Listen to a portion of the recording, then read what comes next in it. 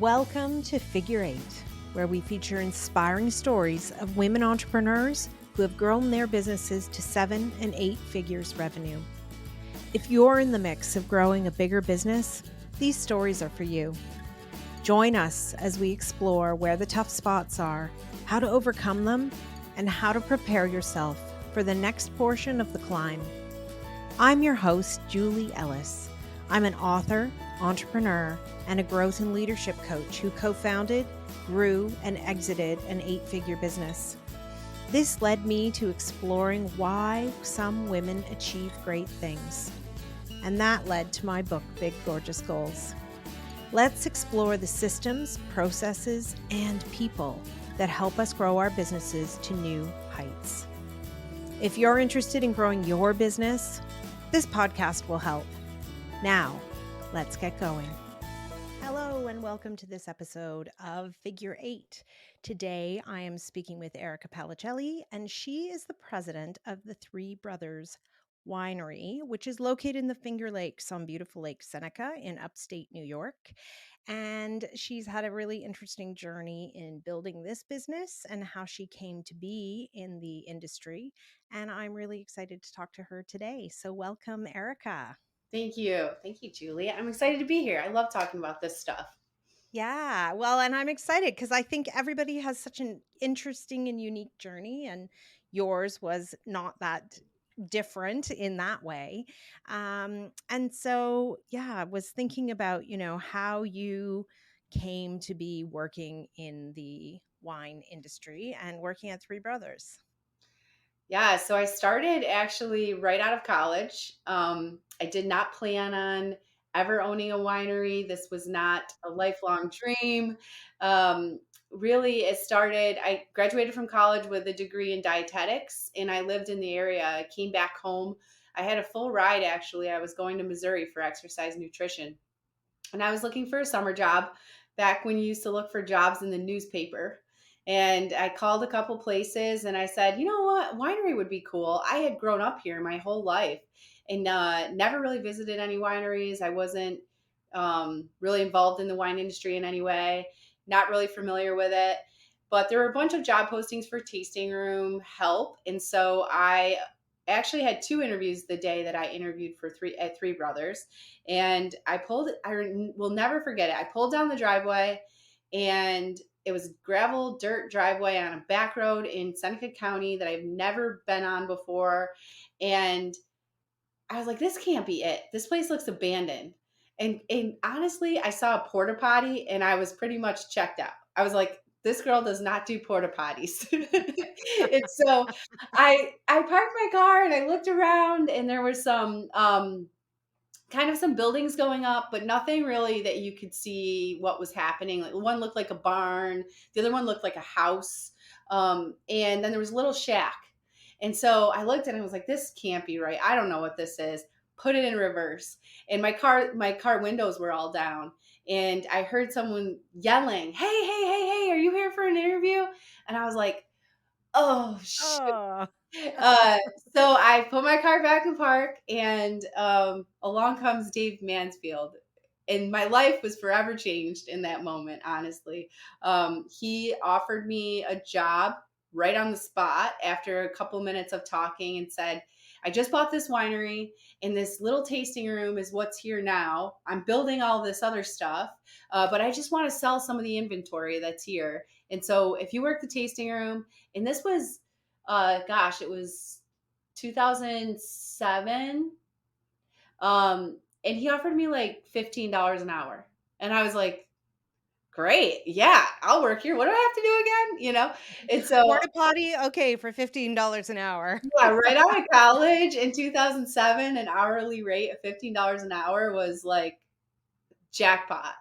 So, I started working with Dave, and really, he is the definition of energy that is contagious. So he was coming into the tasting room. He at that time had sold his prior company, and he was working at Three Brothers, building Three Brothers, building his vision. Nothing had opened yet, and so he was just really constantly talking to me about the brand and the marketing ideas he had. and what he was building here. And I was like all in. And so summer was winding down, and they had not opened the tasting rooms yet. It was him and his wife, Luann. And I was just really thinking, like, I had this gut feeling that I wanted to stay here. And so I put together a resume. They were hiring for a general manager, and I submitted my resume, and I didn't get the job. So he hired someone else for the general manager position, but offered me an assistant manager position. And so I still took it. I deferred my scholarship in Missouri that was waiting for me, and called the apartment that I was going to move into and said, sorry, that's not happening, and just kind of put everything off for this place. And for the opportunity, I really did see a big opportunity. And I had been in hospitality my whole life. I grew up, my mother was a single mom, and she was a waitress my entire life. And I was bussing tables at 13 years old. And so I worked my way through college full time. And I really just had this hospitality kind of ingrained in me. And so it felt comfortable and familiar. And so I just jumped in and I started helping and doing everything it takes to open up a business. You know how that is, just from ground zero: POS system setup, inventory things, cash management stuff, hiring people, figuring out marketing, doing all the things. And within about 6 months, it was pretty clear that I was the person in charge, and I was the person putting in the work. And so that general manager that was hired was let go. I moved up into the position of general manager and worked there for 3 or 4 years in that position, building the company alongside Dave. And about 4 years in, him and his wife took me out to lunch one day, and they said, hey, how would you feel about partnering with us? And so that partnership started off with just sweat equity. They gave me 1%, and they said, we want you to stay here, and we want you to be able to be involved professionally. I was feeling like I was ready to get involved in different boards and do different things that required me to have some percentage of ownership in the company. And so that allowed me to continue to grow professionally and stay here in the company. And then that also gave me options to start buying more stock in the company. And so that's what I started doing. I said, all right, I'm in. I was really grateful for the opportunity. I grew up with nothing. Like I said, a single mom who, and I worked full time through college. And so really the opportunity to, like, hey, say, I own a piece of this thing was huge for me, really huge. And so I was all in. I worked really, really hard, and I continued to buy more shares and build the company together with them. Now we're three wineries, a brewery. We have a hard cider brand, a coffee line, a wine slushy line, and we're the most visited winery destination in the Finger Lakes. It's been 17, almost 18 years.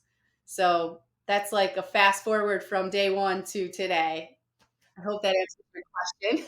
Amazing. And so you've got this, I mean, obviously that's a really long way from a little shed that was a makeshift tasting room to what the operation looks like today. Yeah, yeah. And over the last decade, we've put a lot of the money back into the facility that we make year after year, and we continue to improve. Anyone who's been here year after year, they at this point, people come and say, what's new this year? Because there's always something that's different and new. We're always improving the hospitality experience. Really here, yes, we sell wine and beer and all those things that I mentioned, but we really sell an experience. And so people come and they have this expectation that we set for them for a really high end, really fun day, really fun experience with friends and family. And that's what keeps them coming back. Yeah. Well, and the profile of the Finger Lakes wine region has really risen along with the growth of your winery. That's right. Yep. Like I mentioned, when I first started, I really wasn't familiar with the wine industry, and I grew up here my whole life. And there have been people that have come before us they laid the foundation. They did all the hard work. They fought, the all of the the stories people were telling about Finger Lakes wines, and they really did. They set that stage for us who, we came in.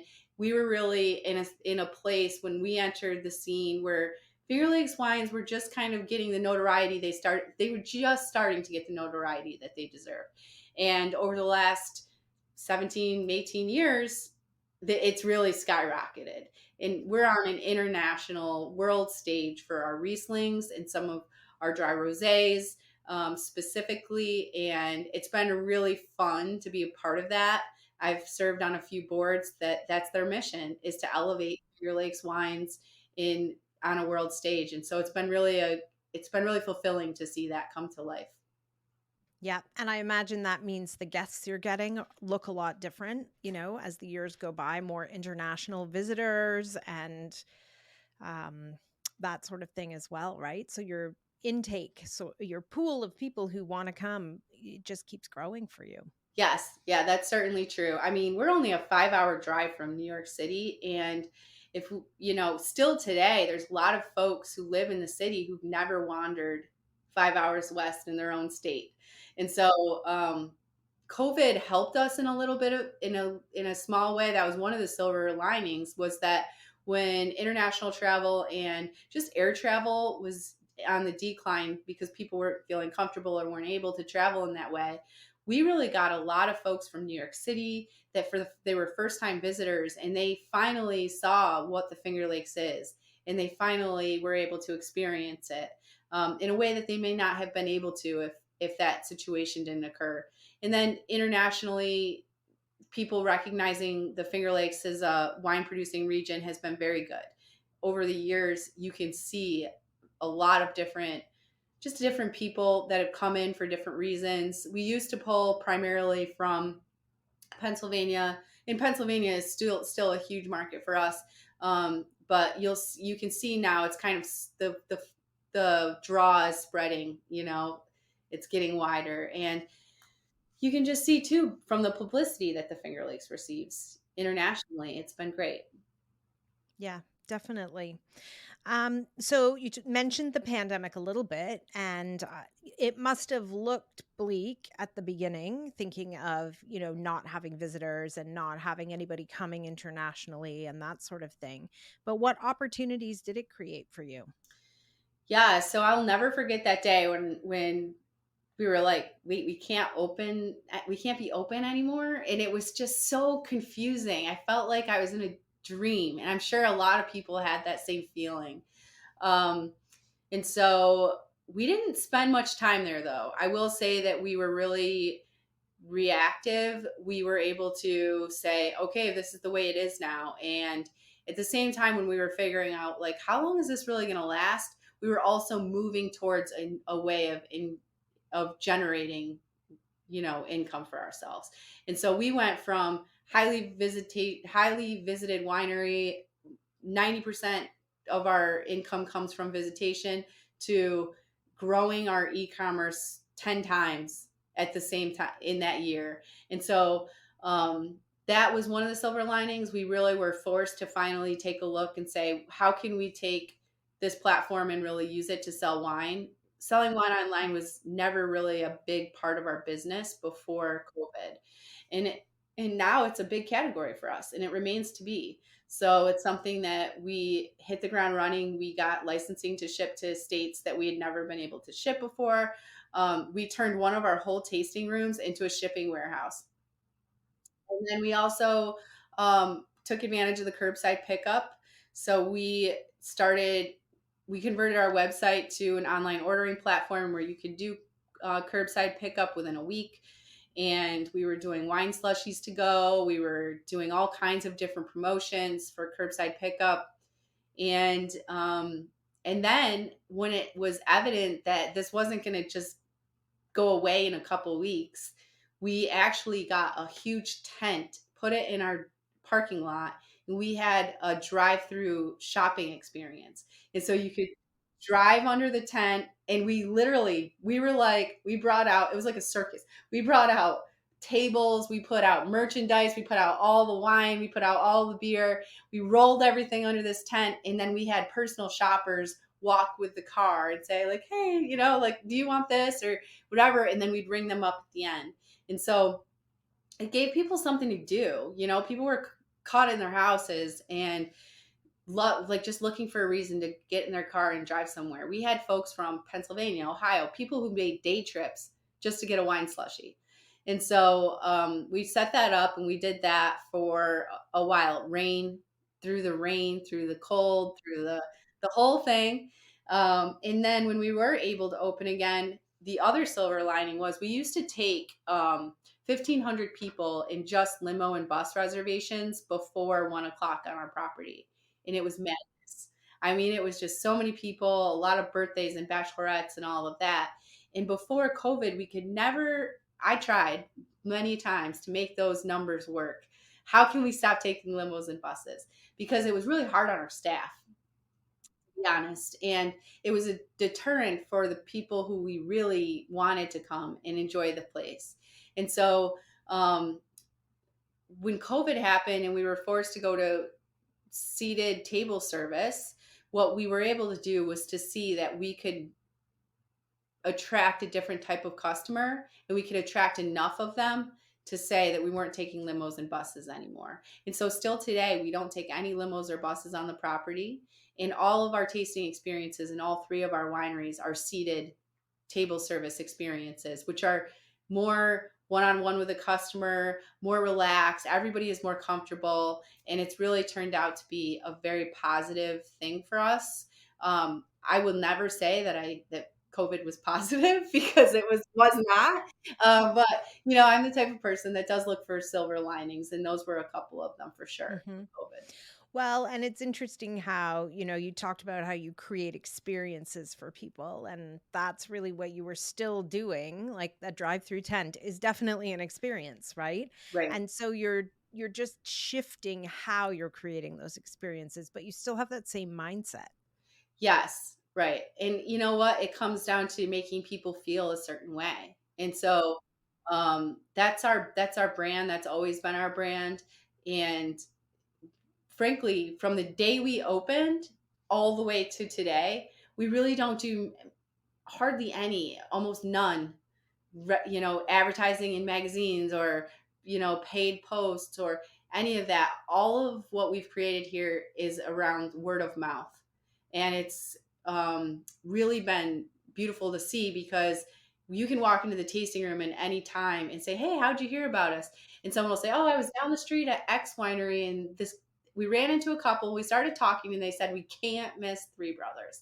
And so it's been that's been our way of doing business. And so the experience is the most important piece. And that comes down to the people who are working in the tasting rooms and the training that we do with them.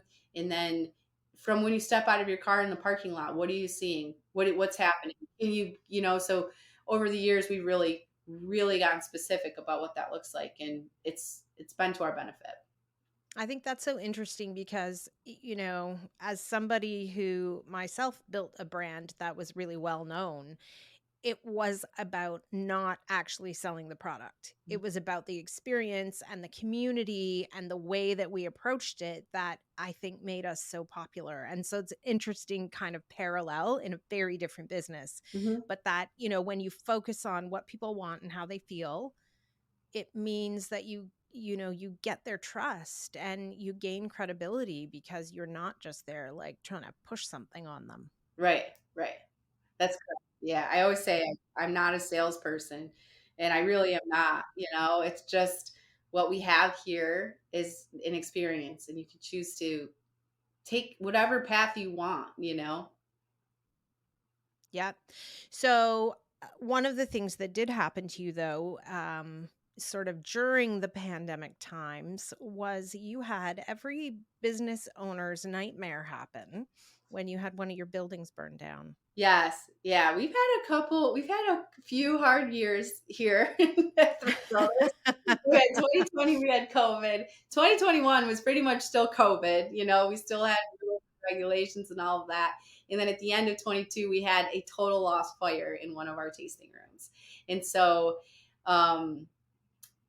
that was something that no one could predict. Just like COVID, nobody could see it coming. It did feel a little like we were getting kicked when we were down, you know? Um, but yes, so we did. We had a total loss fire in our winery that sits back on the pond. It's called Bagdare Wine Company, and it was just devastating. Ugh.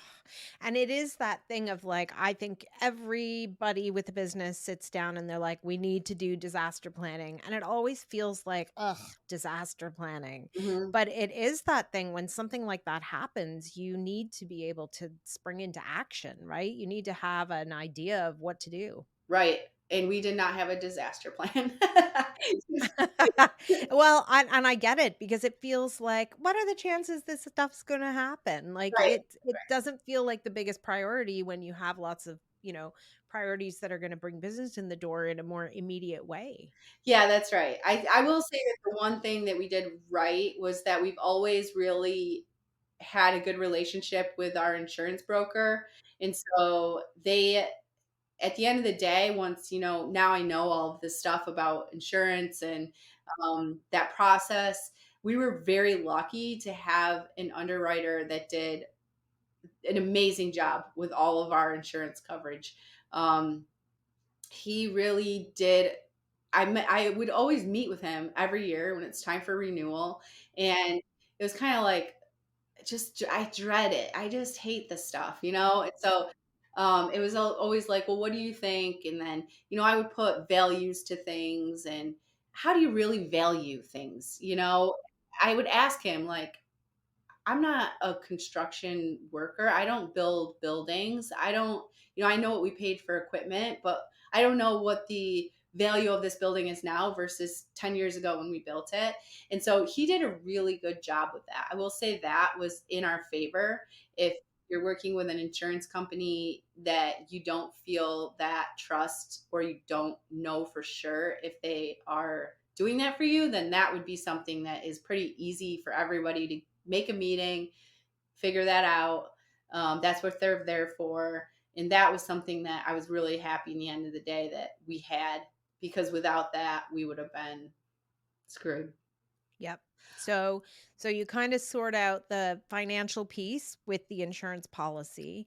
And then I think it was probably also in your favor that you had built other buildings. So when it came to sort of rebuilding this one, you had connections, you had contractors, you knew kind of what the process would look like to go through getting design and permitting and all of those things. That's true. Yeah. One thing about us is that we have been, like I'd mentioned, building, adding on to buildings, doing a lot of these building projects for a decade.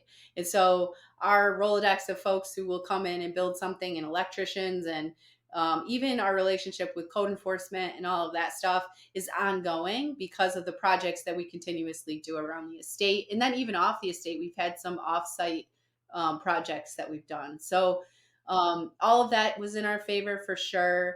One thing I didn't expect, and no one really tells you, is that the night that the fire happened, it must have been like, I think I went home around midnight. Um, but before that, like around 11 o'clock, these guys were showing up, and they were like, it was confusing to me who they were and what they were doing. But really, what they are is they're kind of third party representation that will represent you on a commission basis with the insurance company. And at a time when you're like completely devastated, you're in shock, you have no idea, you're so confused. People are handing you cards in the middle of the night saying, "Hey, call me. You're going to need me." And so I wasn't really prepared for that, and I was questioning whether I was going to use one of those companies or not. After the first day of coming back in and seeing, like, well, the other thing is word just spread so fast.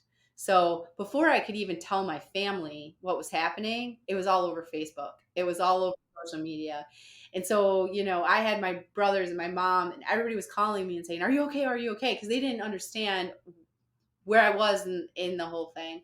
And so that was surprising to me. Like the firefighters and everybody, they were posting the fire on social media. And so we had that in, our maintenance guy who was here at 5 a.m. the next day called me in the morning and he's like, "Hey, I got, a news cruise in the parking lot. What do you want me to do with them?" You know? And so me, I'd been up all night long, finally fall asleep, and then it's 5 in the morning and the news people are here. And it was kind of like the stress on top of what had happened. And that didn't even really settle in yet. So nobody really prepares you for that. Like, and that's part of that disaster plan you were talking about. Uh, and then also I felt really responsible, and I felt like I really wanted to make some sort of public statement to our community of people, because it was like, did the whole place burn down? What happened? And Are so you gonna be open? Are you gonna be closed? What's gonna happen? right, right. So we wanted to at least put something out for them. So we ended up going and doing a video for the post on Facebook and social and Instagram for the people that were our community. And then um, after the first day of taking interviews about the fire with different news stations, I just stopped doing interviews. There's like nothing else to say. And so that was that. And then I got to business. I started interviewing those third party adjuster, or I don't know what they're called. They're like public, their representation of you to your insurance company. And so I started interviewing those companies. And I actually would recommend too that folks, if you find yourself in that position, ask them for references, and call the references, because it's really important if you're going to use them, which I do in the end suggest that you do use them, because you need somebody who's going to be a bulldog for you. You really need somebody who's going to say, and there's so much that you just don't know about an insurance claim, because none of us live in that world, that they are worth their weight in gold. They know everything that there is to know about the money that you should be getting for whatever your claim is. And so I highly recommend using them. I just really recommend you use somebody that you can work with and trust, because it's even with them, that claim process was a year long. And so you're now for us, we tried to build the building at the same time as figuring out what the insurance company is going to pay out. And we rebuilt in 10 months.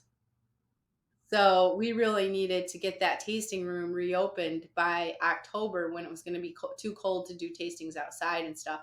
And, we did some satellite tasting bar on the property, but at the end of the day, the experience was different, and we couldn't make up for that. And so we ended up discounting our tasting passes. We ended up not selling as much wine that year. We ended up, as a result, not selling as much beer, because we had one of our satellite areas was tied up with where normally we would be serving beer. So there was just a lot of unforeseen lost business, and it was a really difficult year for us. So 20, 22, 23, finally we're in 24, and it's like, knock on wood, I think, I Let's don't, go. yeah. Yeah, yeah, yeah, we always joke, we're like, yeah, we've had it. We've been through the ring the last few years, but Definitely. And what are some of the challenges I mean, obviously you have a business that is seasonal. mhm. So you sell wine year round, yes, but the tasting rooms and the busyness of tourism and all of those things does happen during the good weather months. It is true. Yeah. So that's been an ongoing battle, in not just with us, but in all of the Finger Lakes, and I'm sure other wine regions as well, that especially get cold for, certain months of the year.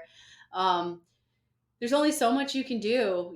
For years we were really fighting against the current, and then finally it's kind of like, this is our slow season. We, as a company, we employ between 40 and 50 full timers at any given time. And so they're here anyways, they're here working. And so if someone comes down the driveway on January and a Tuesday, we'll take care of them. Um, but I will also say that over the last 5 or 6 years, it seems to be picking up in the first quarter. It's not as bleak as it used to be when I first started. Geez, the first year we were open, I would just lock all the tasting rooms, set up in one where I could see the driveway. And if someone came, I would literally walk them around, locking doors behind me because it was, you were only seeing one or two customers in a day. And now we have to have one person in each building all day long. And so it looks very different. But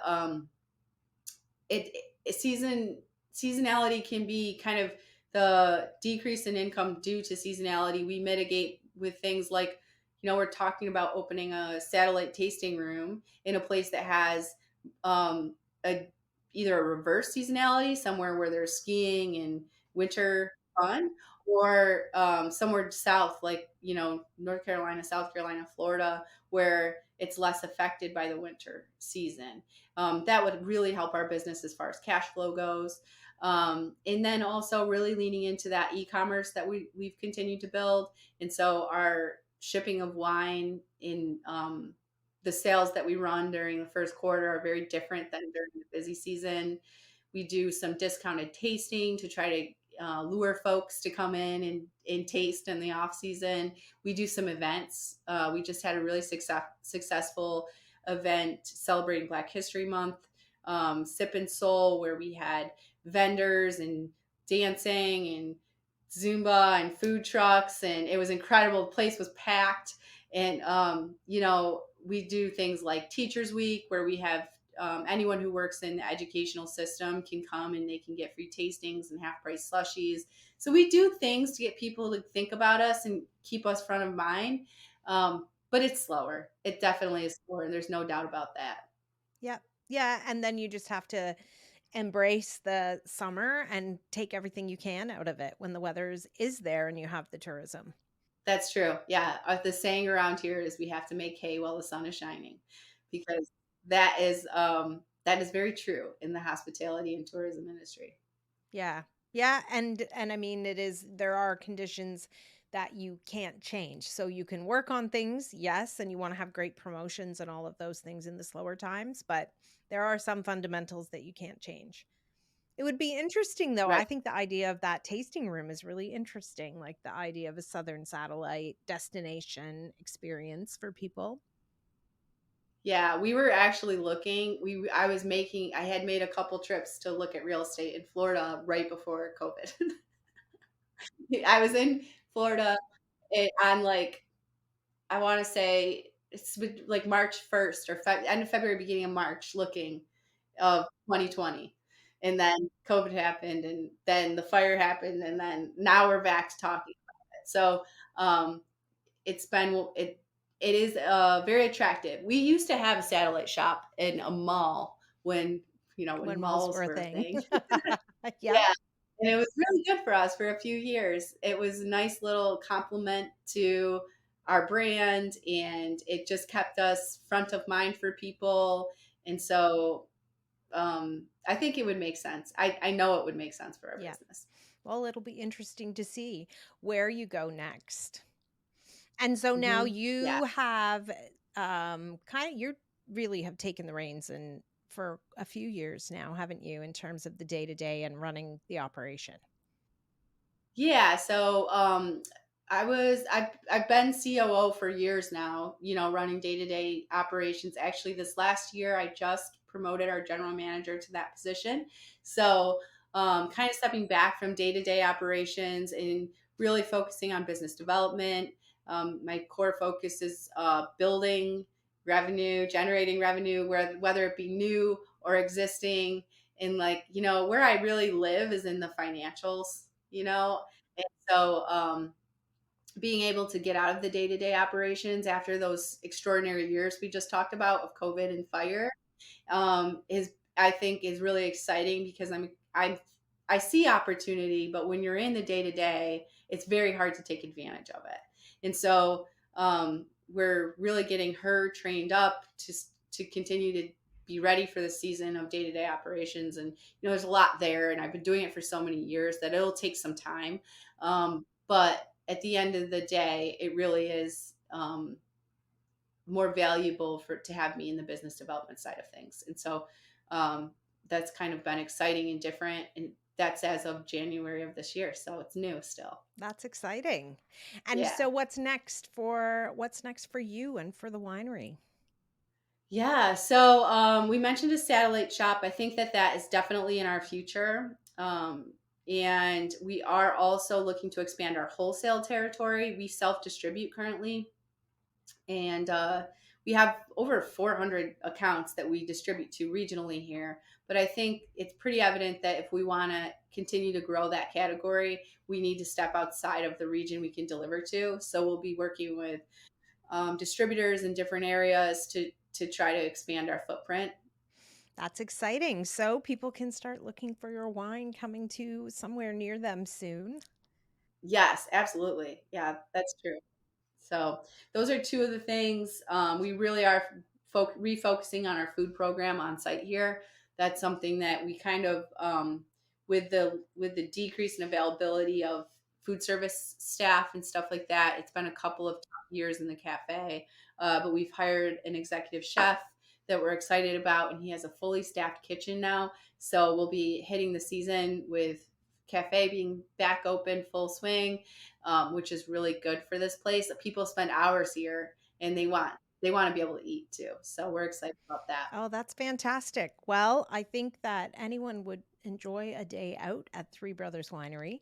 And I hope to make it down to visit you myself this summer. So, Yes, please yeah, do. thank you so much for talking to me today. I really appreciate it. And I love your story. I hope you enjoyed today's episode. Please remember to hit subscribe on your favorite podcast platform so you won't miss any episodes. Figure Eight isn't just a podcast. It's a way of seeing the big, gorgeous goals of women entrepreneurs coming to life. If you're interested in learning more, you can find my book, Big Gorgeous Goals, on Amazon anywhere you might live. For more about my growth and leadership training programs, visit www.julieellis.ca to see how we might work together. Read my blog or sign up to get your free diagnostic. Are you ready for growth? Once again, that's www.julieellis.ca. When we work together, we all win. See you again soon for another episode of Figure Eight.